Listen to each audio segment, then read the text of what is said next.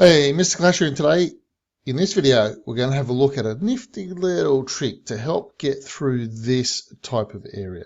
Now, what sort of area I'm talking about is these massive amounts of DPS. You've got some mortars coming in, Archer, couple of Whizzies. I think there's a Tesla here or here or here as well. Massive amount, and this mortar, of course. Massive amounts of DPS in this block. I think also a couple of skelly traps pop in there. So there's a lot of DPS coming onto any hogs that come into this area.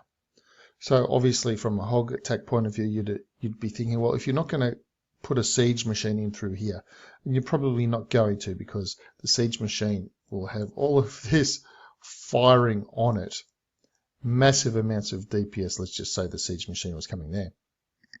You can't have what amounts to just about 500 damage per second coming on the siege machine. It's not going to last very long. So you're not going to come in through the siege machine through there. You'll come in through this way, something like that. Take out the Queen, take out the Inferno, and essentially if you come in from this direction, you're going to take out that quadrant. And just like a nice little Town Hall 9 attack, you've got this nice little hog path to just come around the problem, and of course that the hogs won't split this way because this is taken out, so it does force them into this high DPS area, and this is the area that we're talking about dealing with. So you can see that on the troops, on the spells that he's brought, a rage spell. The rage spells for the hogs, let's just say that in action. I don't need to explain it, let's just say that in action about the benefit of bringing a rage spell for the hogs. Now, you normally wouldn't bring a rage spell for the hogs. You normally just say, I'll have another heal spell. But in this case, rage spell. The other thing to note here too is before you go do a double bounce onto a mortar, check the HP of the thing you're going to bounce onto. So you'll notice that a gold mine is healthier than a mortar. But over on this side, a barracks has less health than a mortar. So if you tried it over here, the barracks will get destroyed before the mortar, and then the bowler would go somewhere else and the mortar would still be up. Okay, so nice little funnel created. Almost perfectly created. The bowler almost got that down. Not quite. So siege machine going to come in. Now there's no freeze spell in this one. There's no jump spell. So we're relying on this small kill squad coming in. A lot of hogs, 34 hogs coming in for the rest of the base. Small kill squad coming in, going to take out the Queen, take out one Inferno, and basically create that nice little pathing around funnel. Quaid will take out the Electro Dragon and the Balloon, and then it's just time for the hogs. Nice little barbs to just trigger those two bombs. That was pretty fortuitous, and the Quaid should go down eventually, I guess, here. Now, watch all the DPS coming on these hogs. Look at that. 3 expos. Yep. Okay, there were 2 skelly spells there, but you can see how he's also got the rage spell ready to help get those hogs. Raged hogs kill the high DPS or high HP expos and wizards very quickly. So deal with all of that under heal and rage. Sacrifice as few hogs as possible to the massive amounts of damage that came that way. Got the skeleton spell or got the second poison to deal with the skellies. Didn't quite get them all. There's still some over here. And 1 remaining heal spell to take care of the hogs as they deal through this last little bit. And we'll watch this again just so you can see that in action. And he's already got the cleanup wizards down, a couple of minions at the top. Take care of things. So 1 archer left that's going to be any kind of threat to the hogs. They'll deal with that. Take out the air defense and then turn on the skellies, and then it's just a matter of cleanup. Like I said, all these other cleanup troops are down already. We've got the wizards down the bottom. So cleanup is important in these attacks, to make sure you don't run out of time.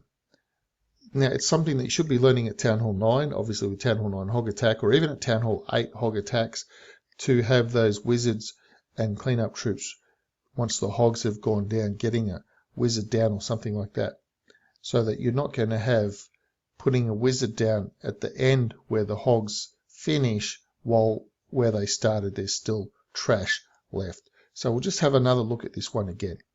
Now that you know what to look for, so you can see better how that all transpired to deal with this high HP area by getting the rage in.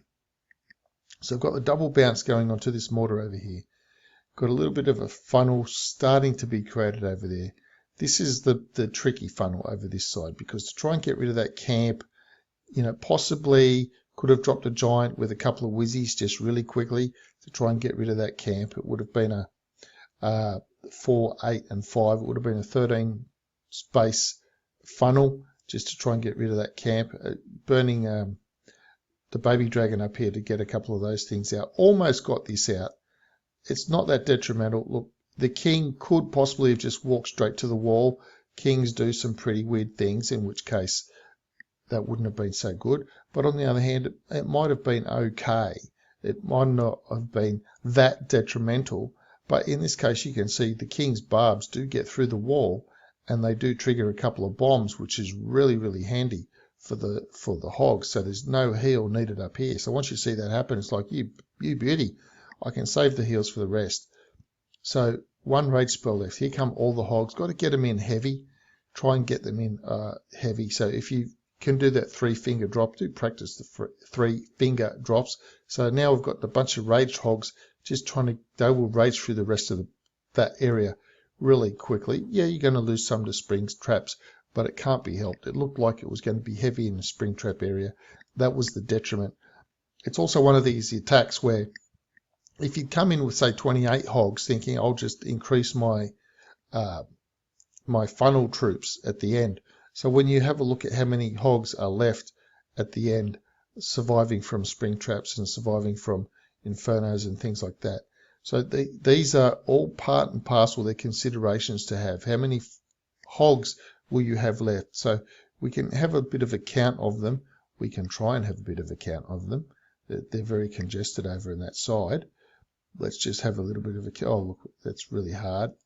Okay, let's just stop there and let's count some mohawks on these guys here. 1, 2, 3, 4, 5, 6, 7, 8, and there looks like I see 2 fists here. So there's got to be another one there, like a double mohawk. So it's 9. It looks like there's a double mohawk there. 10. That looks like a little mohawk under 11.